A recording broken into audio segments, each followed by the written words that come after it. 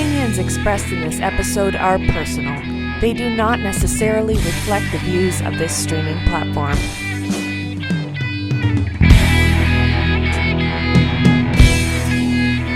Good day, everyone, and welcome to another edition of Let's Be Diverse. I am your host, Andrew Stout. This episode is dedicated to all my loved ones who have supported me through this journey. There's lots of learning techniques that companies are doing now. People are going on one-on-one, getting one-on-one training. But something that caught my eye this week was something called adult learning. And my guest today, Carrie Graham, is going to help us to delve into this a little bit more and further. And she's going to explain to us a little bit more of what she does and what this means to her. Now, Dr. Carrie Graham is an adult learning strategist and training consultant who helps businesses improve employee engagement in learning, information retention, and long-term skills applications by developing a customized learning journey for employees and clients. She collaborates with executives to establish strategies that improve employee training outcomes, offering immediate solutions and 50% long-term improvement. Dr. Carrie Graham has never fit in the box of traditional expectations in school and at work. Despite often feeling restrained and overlooked, she learned how to use her natural skills to open doors for herself and others. Dr. Graham has leveraged her curiosity to help women tap into their potential. Now, when I first met Carrie, I had a nice conversation with her on the phone, and when I messaged her, I said, we're going to schedule something, and I just knew that we were going to have a great conversation. We're going to hit it off, and I don't know if she'll remember, but I told her right at the beginning of the conversation, I'm going to make your day, and I'm going to make it memorable, and when you hang up the phone, you're going to go, oh my God, what a fantastic call. And I think I accomplished that. We had laughs, we had fun, we had an engaging conversation, and this is why I wanted to have her on so you could see the engaging conversation that her and I had. So welcome to the show, Carrie. I am so happy to have you on as a guest today. Oh my goodness, Andrew. Thank you so much for having me. It truly is an honor. It's a long time in the making. Mm-hmm. And I do, in fact, remember our conversation. And I did walk away from it like saying to myself, oh my goodness, I feel so great after that. And so I'm absolutely delighted to be here and to see where our conversation goes today. And in the process, share some insights with your audience. I'm so excited for it. When we picked this topic a couple of weeks ago, I was truly excited about it. It's interesting to me. I always learn something when I do these episodes. So I always have one takeaway. So I feel like I'm going to have maybe one or two or maybe three takeaways from this. This is so interesting to me. But before we get things going here, I want to know, how are things with you? What's new? What's exciting in your world? Give us the deets, Carrie. What's going on? Okay, the deets. So, I think sometimes people want to know the personal stuff. Mm-hmm. So I will share, my husband retired after 30 years. So I am learning how to live with a retiree, which it's fun. Like we're a month in, we're actually 27 days to be exact in, and every day is an adventure. Every day is an adventure. So for all of those people who are living with new retirees, I'm with you. I'm with you. For work and in the world of my consulting, I'm excited to say that I finally launched a training assessment at the end of last year. And I know that it is a great starting point for many businesses, whether small to mid-sized businesses who are my focus, and they usually have limited resources. It's a great way to get them started. And for larger organizations, it's an awesome opportunity to do a deeper dive into their training programs. I love that. And kudos to your husband. I mean, we all want to get there one day, and we all want to retire. So, kudos to you that you sounds like things are going so far so well. We will check in with you in like 6 months from now and see if you're still thinking the same way. Yes, please do. Please check in on me. Please check in on me, Andrew. I don't know if it's a check in on me or check in on him, but yeah. I think it would be check in on both of you because it, might be something where you're like, oh my God, you got to find something to do because you're like, you're driving me crazy. Yeah. One of us. Yeah, exactly. Yeah. So, I always like to have fun with my guests before we get in depth into the conversation. So before we begin, I always have a fun, thought-provoking question to ask my guest to start off the podcast. Are you ready for yours today, Carrie? I am absolutely ready for it. I love a good surprise that makes me think, so give it to me. Awesome. So your question today, Carrie, is if you were only allowed to eat one meal for the rest of your life, what would that meal be? Hands down, it would be a sandwich. Okay. And what kind of sandwich? That's the beauty. The question was what meal, and the meal is a sandwich. And with a sandwich, it has so many variations. And so, yes, two slices of bread with things in the middle. I could eat that every day because I might want something hot. I might want something cold. I might want a meat. I might not want a meat. I mean, I could take make little sandwiches, larger sandwiches. I love food that you can have, but you can have it with variation. And I think that really reflects the work that I do it's a thing. It's a singular meal, but you can customize it to fit your needs, the days, the feeling, whatever it is. Wow. I did not expect that answer. That is a super answer. I'm so impressed with you not knowing what this question was going to be ahead of time. That was such a great answer. And I totally agree with you 100%. When you said sandwich, I thought, okay, sandwich. But then you said there's so many variations. Mm-hmm. That is awesome. And then you tied it into what you do. Wow, Carrie, I'm super impressed with you. Thank you so much for having fun with me. And I just love that answer. I can't say enough about how great that answer was. Why don't we start off with you telling us a little bit about you, your story, and of course, your why? I'll start with my why. And so my why, do I do the work that I do? Because I've struggled in the past. And when I say that I struggled in the past, I was long story short, incredibly shy child. And it has stayed with me, most of my upbringing. And I never fit in. And I say that I never fit in because from an education perspective, K through my doctorate work, actually, I often was the only woman of color or the only person of color. I wasn't a straight A student. So getting average grades was the norm for me. And I didn't come from the same upbringing as many of my classmates. And then that transitioned into the workforce as well. I was, again, the only woman of color, the only person of color in pretty much a male-dominated field. But throughout all of that, I found myself in these training experiences or educational experiences.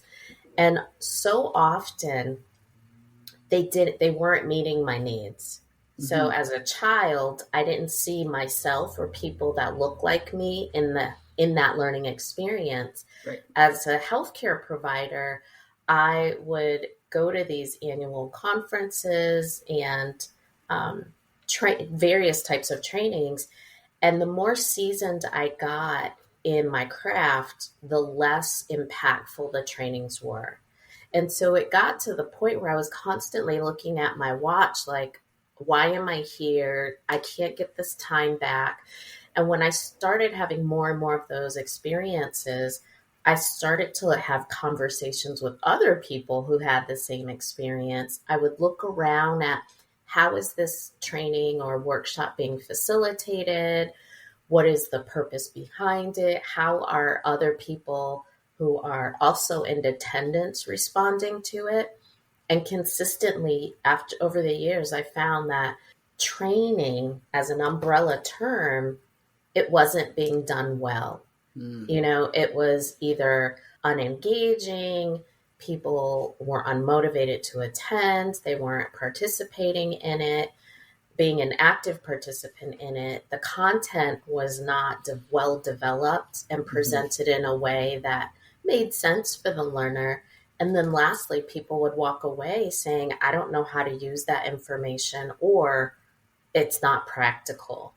And that's, having too many of those experiences and being left frustrated are the reason why I do this, because you're sacrificing time and sometimes money to attend a workshop. And so why should you sit through it and invest in it and you're not getting the absolute most that you can out of it? So many things I want to dive into here. So first off, I kind of a little bit in your realm as far as, being a child, and of course a child of color, and also not doing well in school. School was not my thing. I don't know if I mentioned it to you, but I mentioned on a few of my episodes that I have ADHD. I didn't know that I had it when I was a child. And I was one of those kids where there'd be an exam, and I knew to be 3 weeks before the exam, and I had to start studying 3 weeks before. And I'd study, and I would pass, but you get like the high 60, 70. Yeah. And I had friends of mine who'd study like 2 days before, and you'd get 80s and 90s, and I would never understand it. I'd be like, how come you got to study? And then of course they would be doing stuff in that 3 week span. They'd be going out to the movies or doing this or doing that. And I'd say, no, sorry, I got to study. And they'd be like, I can't understand why you got to study like 3 weeks before. Like the exam's like in 3 weeks, like study like a couple of days before, you're going to be good. And they just never understood. They're like, hey, I studied 2 days before and I got a 90. How come, they just didn't get it. So I totally, I won't say I fully understand, but I sympathize with what you went through. And the other thing I wanted to delve into is that training. I've been through a lot of training sessions, and I could see what you're saying as far as engagement, because there's been some really good trainings that I've been in, and there's been some that I've kind of like, oh my God, like when is this going to be over? Just because they didn't engage. And I found that the ones that were really good were the ones that were engaging, the ones that you were involved in a lot. They asked you questions. They got you involved in it. They put you in groups. Those were the ones that I found were the most engaging. The ones where you sat there for like 2 hours or an hour and a half and it was nothing like that, then yes, the hour mark or 45-minute mark, you probably lost me, right? And you say, okay, well, what did you learn from it? Like, I don't know, you have to kind of script in your brain and be like, well, I remember they showed a picture. I remember they said, so you're kind of thinking of something quickly. And you're like, well, I remember they mentioned engagement. I remember that. Like that's, so you're kind of like grasping at straws and trying to figure that out. So I totally get what you're saying there. And I'm sure that yours are a little bit more, on the engagement part, involving people and making sure that they get more out of it rather than sitting there for the longest time and not getting anything out of it.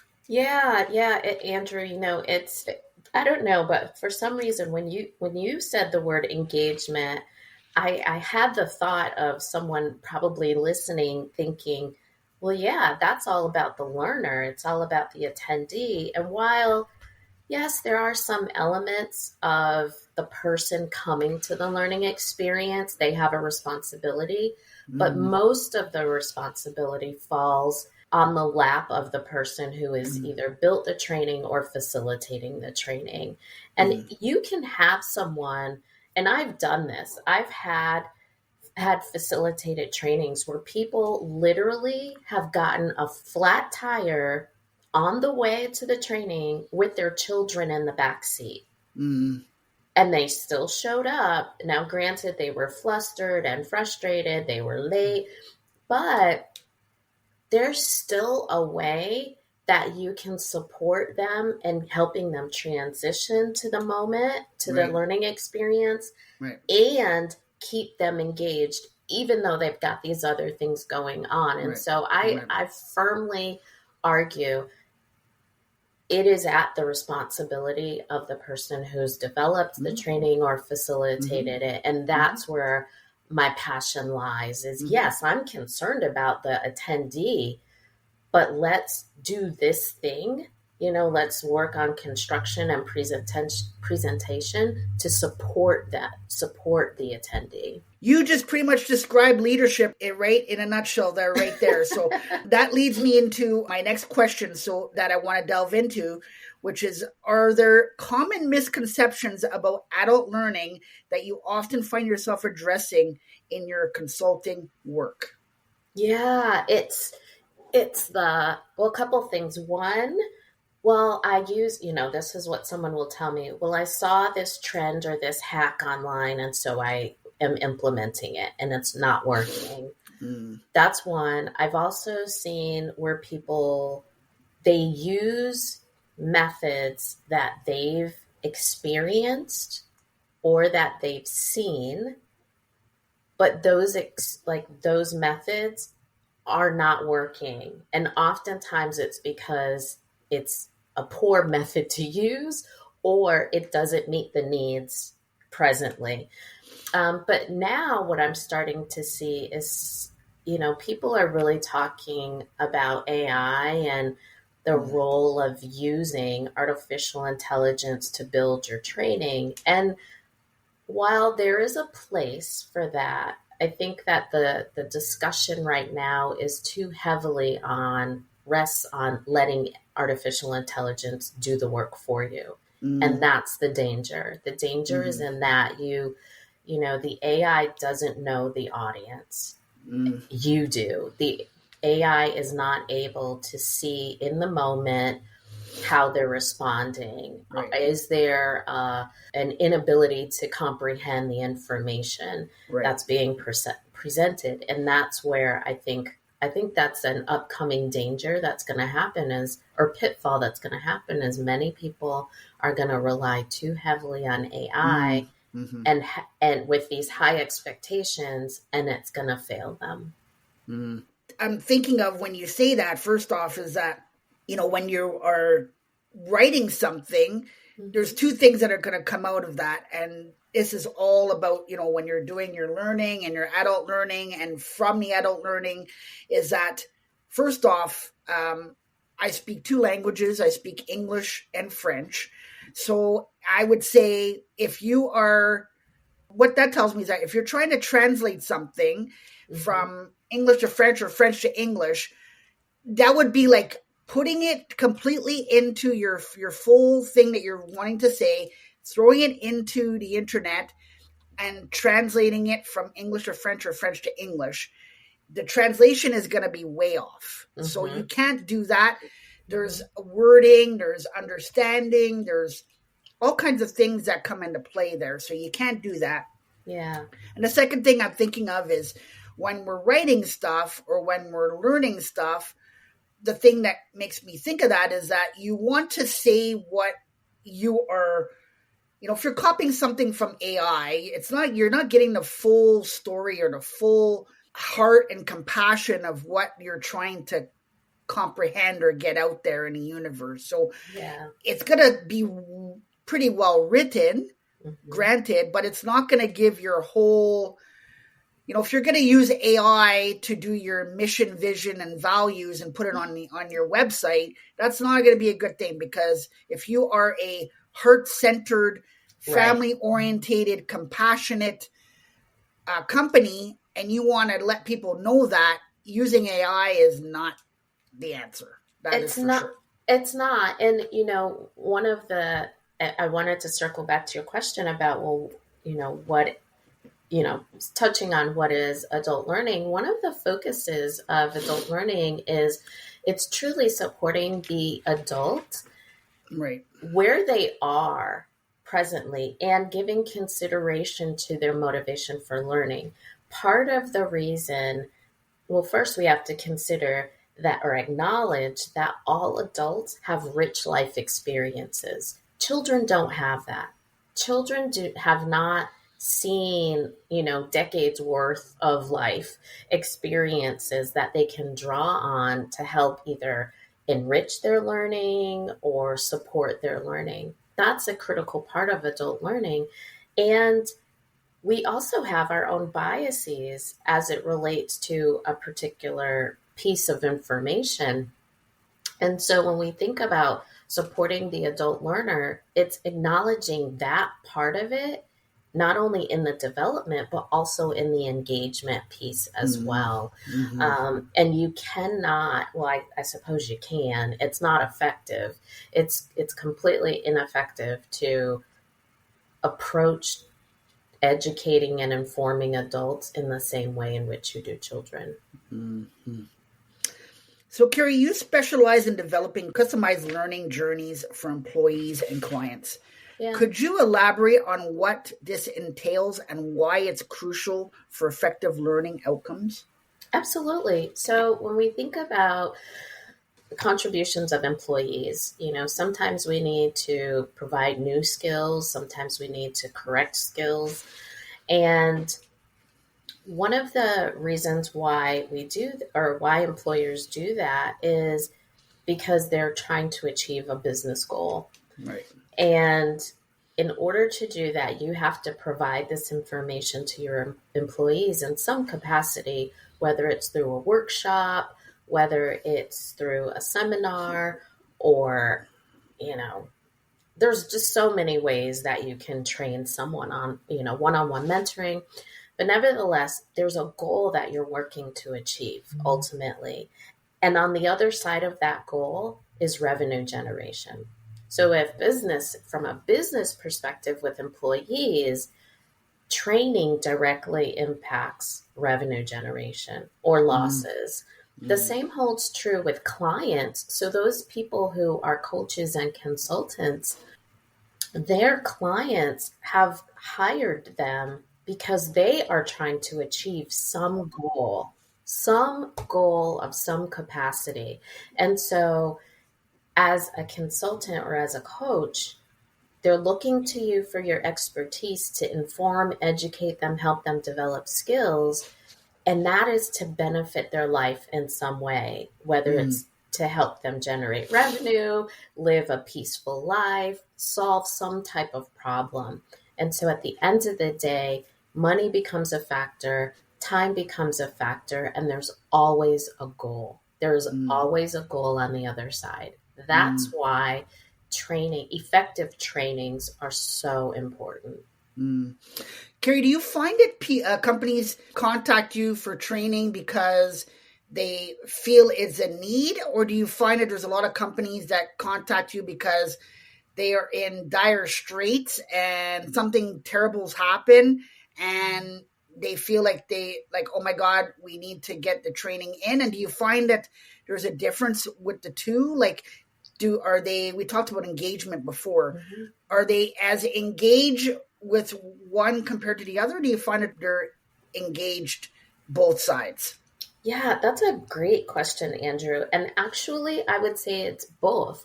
I've had businesses contact me from a reactive perspective. As you mentioned, they're in dire straits, or they see the dire straits coming.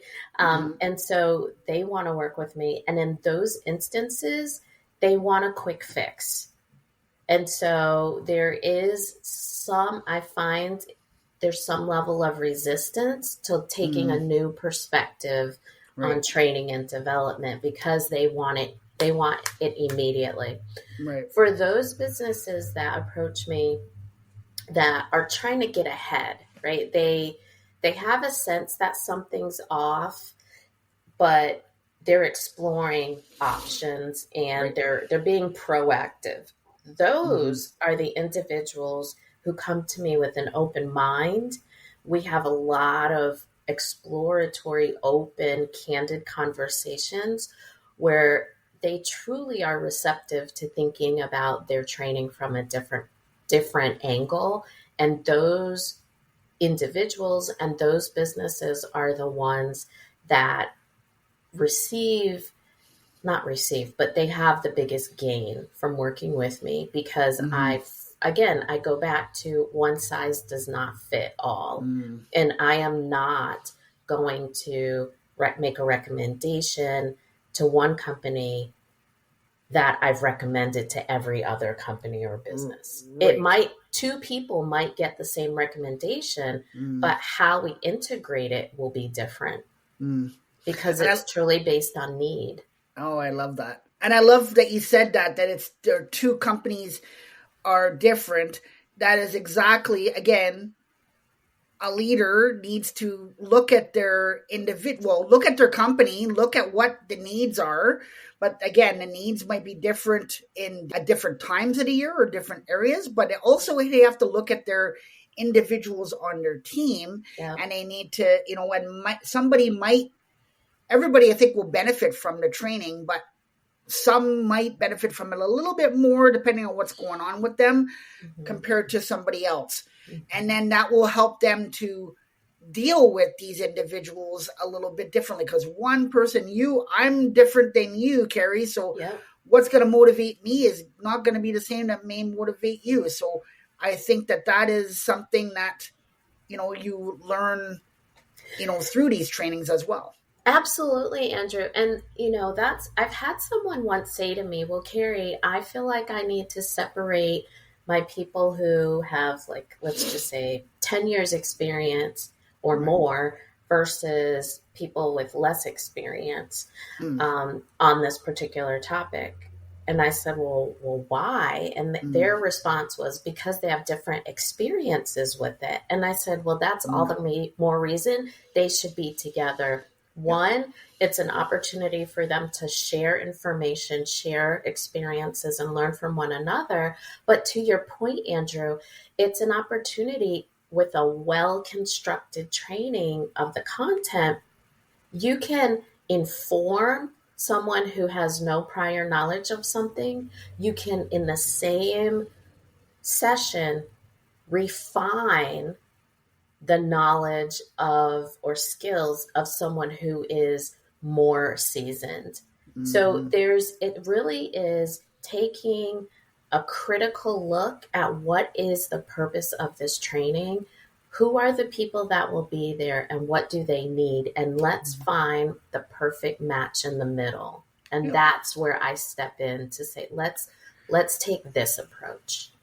You may never fully understand when an individual, how they learn or what they're going through or what have you, but you can sympathize with somebody a little bit differently or understand them a little bit better by doing stuff together. And that makes and that for me will make a cohesive unit for sure. Period. Yeah, period. Absolutely. And when you do that, it takes the training out. It makes it more realistic because it moves it from this educational bound time period to in the workforce or in the community where people can together practice what they've learned. Absolutely. And that's where that's when people achieve the outcomes, when they're actually applying it. So I'm interested to know, how do you approach tailoring learning experiences to meet the specific needs of both the individuals and the organizations? Yeah, this, Andrew, goes back to my upbringing or my younger self as a really shy child. I listen really well. So when prospective clients are meeting with me, I'm truly listening to everything that they say. I'm listening for tone, pitch, emotion of the words that they're using. I'm also listening for what they're not saying, right? So it would be an example of, you can tell when someone's frustrated with something just by either their word choice, tone, or pitch. But you can also tell when people are avoiding. If you ask them a question and you ask them that question more than once, but each time they're avoiding it or they're giving you information all around it, that's what I listen for as well, because there's something there. There's an opportunity there to support them. And so when people actually commit to working with me, We have lengthy conversations about who their learners are, who their audience is. And I go beyond the basic demographic information, Right. but I ask them questions about what stage in their career are these groups of people? Mm-hmm. What, when they come to you, what prior experience do they have? If they have a tendency to leave, why are they leaving? Is it from a professional perspective, is it they're leaving because they're retiring, or are they leaving because they're advancing their career? Right. What education do they have? So I ask a lot of deep-rooted questions, and that becomes our starting point for building an effective and impactful, engaging training program. You can't build something that's engaging if you don't know who you're going to be engaging with.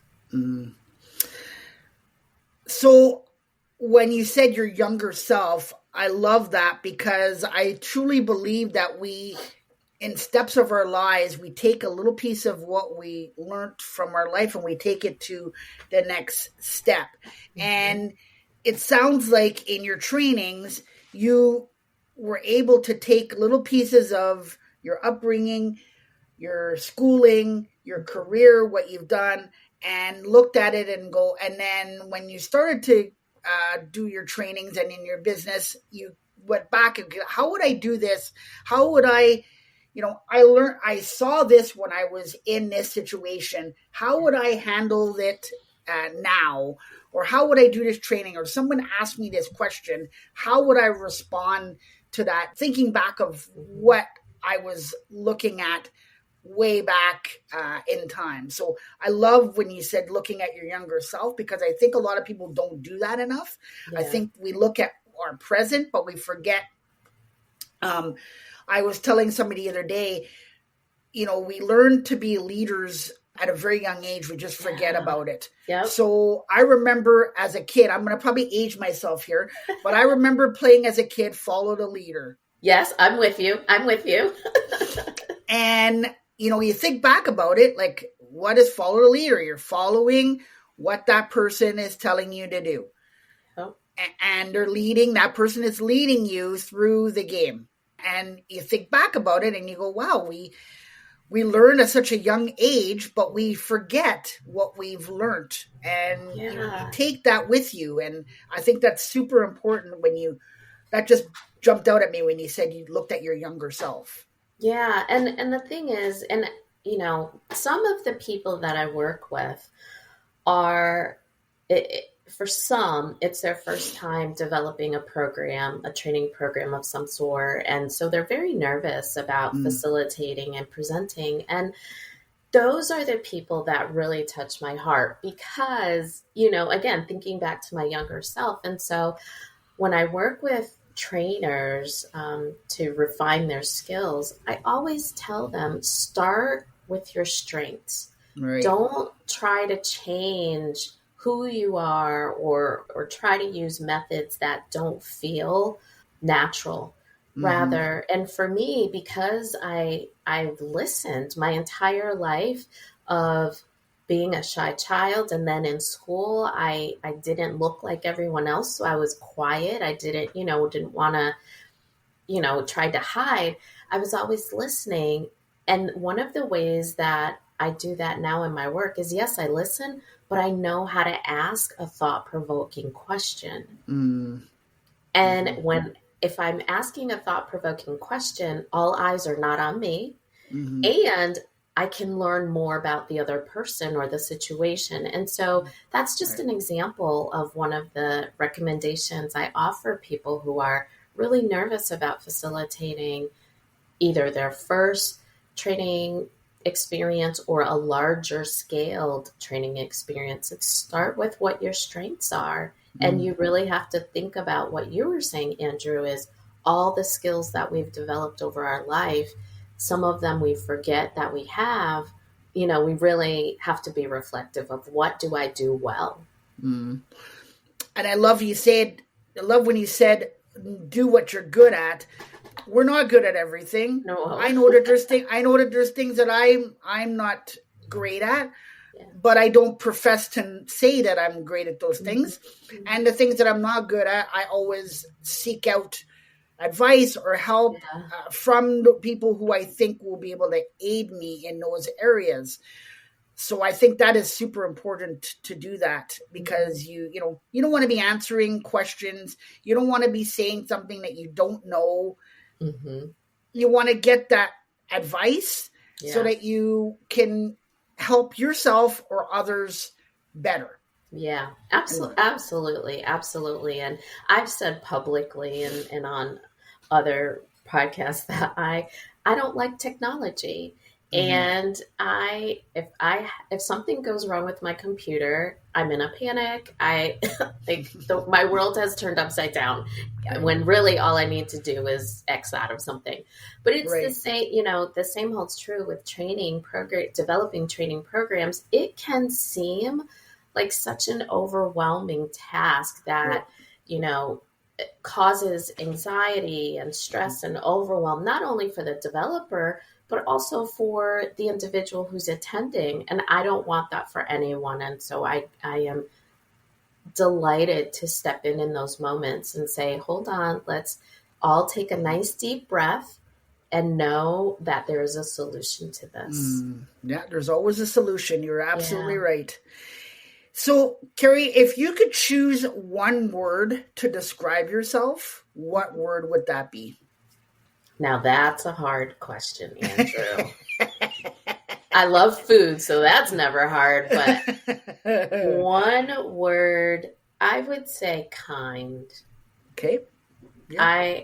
Not to pat myself on the back, but I am a kind person. I try to be a kind person. And to me, when I think of kindness in all parts of my life, it expands, or it's bigger than those 4 letters. And so in kindness, there's grace. In kindness, there's thoughtfulness. In kindness, there's being empathetic, inspiring, being someone else's cheerleader.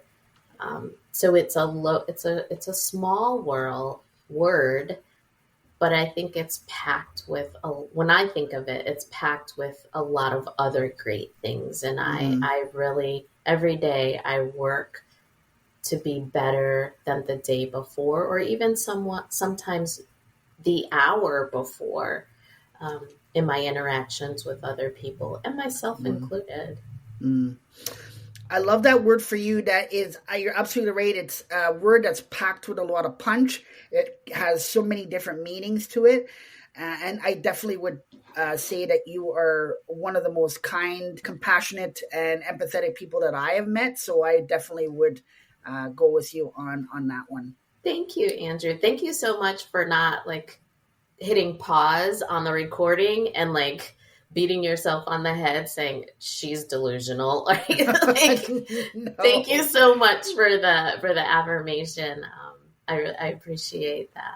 You're very, very welcome. Any final thoughts today? Yeah, I want your audience listeners to walk away knowing that it's a new era. And I say a new era because E stands for engagement. When you're thinking about your training, it's a new era for training. We have engagement. You can focus on that. You can focus on retention. So building your content so that people actually remember it. And then the last thing is application, building your content and facilitating it in a way that helps people apply it. So I would say if there's one takeaway from our conversations is remember it's a new era for your training. I love that. I love the new era thing. I think that is amazing.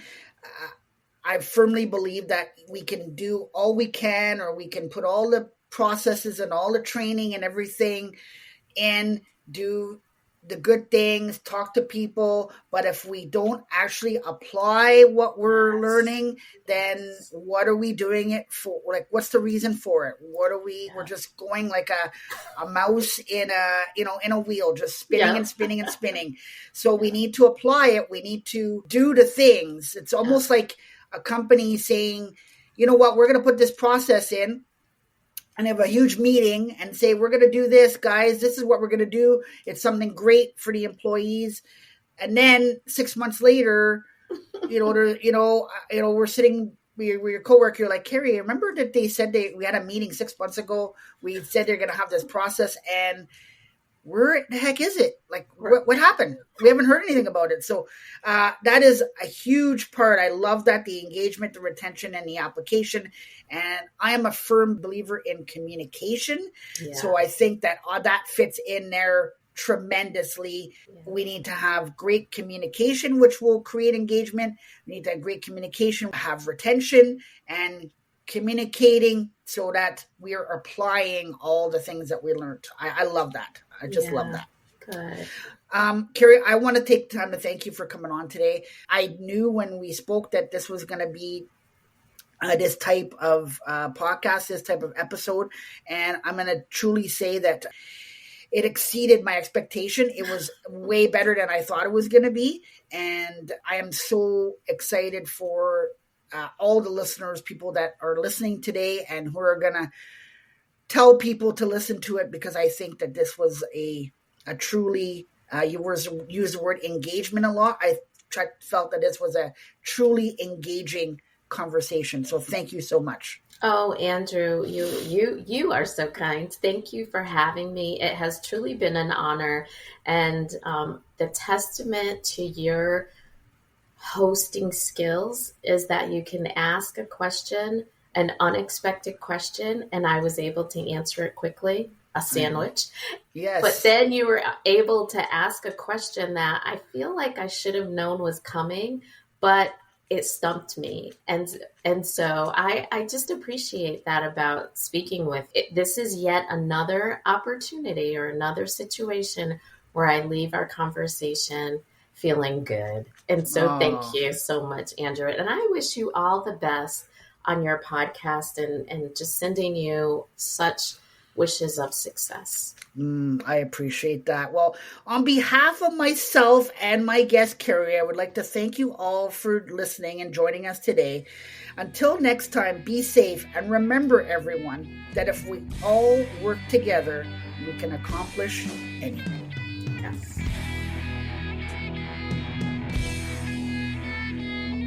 You have been listening to Let's Be Diverse with Andrew Stout.